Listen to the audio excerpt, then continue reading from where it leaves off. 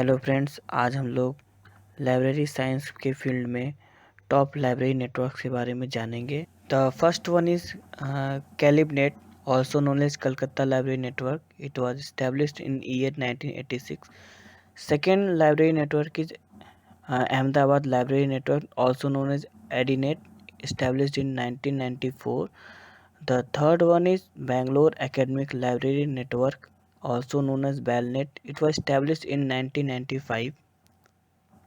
The next one is BONET, also known as Bombay Library Network. It was established in year 1992.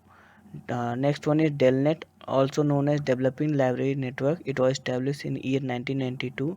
And another one is Madras Library. Next one is most important one in InfluNet, also known as Information and Library Network. Next one is Indore Library Net and the Mysore Library Network. It was established in year 1994.